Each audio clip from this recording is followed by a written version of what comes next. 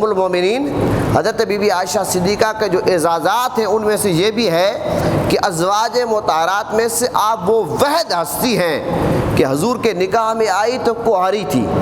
حضور کے نکاح میں آئی تو کنواری تھی۔ دیگر ازواج مطہرات کو یہ خصوصیت حاصل نہیں ہے،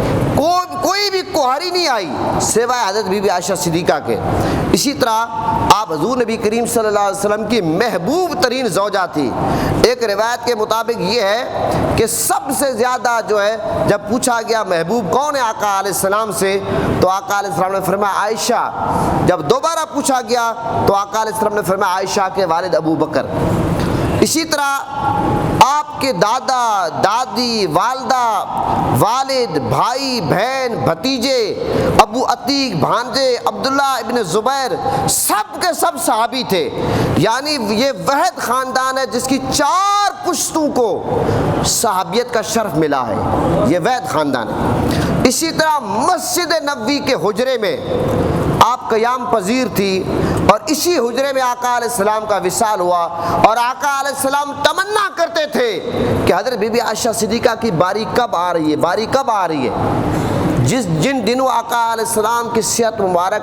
اس وقت ٹھیک نہیں تھی، آقا علیہ السلام مرض وصال میں آقا علیہ السلام پوچھا کرتے تھے، اور آقا علیہ السلام کی یہ تمنا پوری ہوئی۔ جب میرے آقا کا وصال ہوا اس وقت تاجدار مدینہ صلی اللہ علیہ وسلم کا سر مبارک حضرت بی بی عائشہ صدیقہ کی گود میں تھا،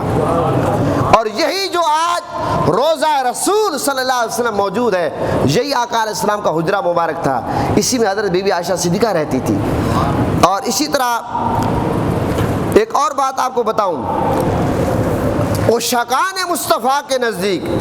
یہ جو آقا علیہ السلام کا حجرہ مبارک تھا جو روضہ رسول ہے، ساری کائنات میں اس سے افضل کوئی مقام ہی نہیں ہے، اور یہ سب سے افضل مقام کس کو نصیب ہوا؟ حضرت بی بی عائشہ صدیقہ کو نصیب ہوا، اور تاجدار مدینہ صلی اللہ علیہ وسلم کا روضہ انور بنا۔ اسی طرح حضرت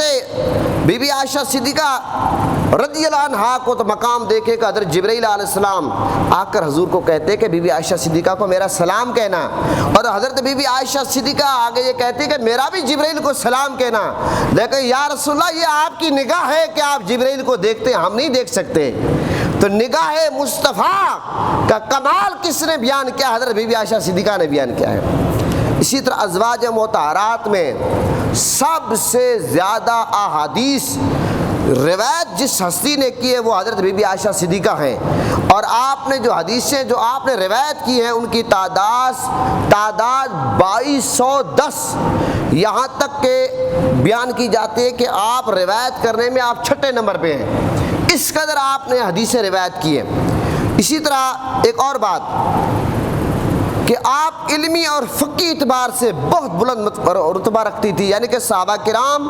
اور حضرت عمر، حضرت علی جیسے جلیل القدر صحابہ کو جب کوئی مسئلہ درپیش آتا تو وہ آپ کے پاس آتے، حضرت بی بی عائشہ صدیقہ کے پاس آتے۔ خلفائے راشدین کے دور میں باقاعدہ آپ فتوے جاری کرتی تھی، یعنی کہ حضرت بی بی عائشہ صدیقہ حدیث کا علم رکھتی تھی، قرآن کا علم رکھتی تھی، فقہ کا علم رکھتی تھی، آپ مفتیہ بھی تھی، آپ مفتیاتی فتوے جاری کرتی تھی۔ اور حضور نبی کریم صلی اللہ علیہ وسلم پر کئی بار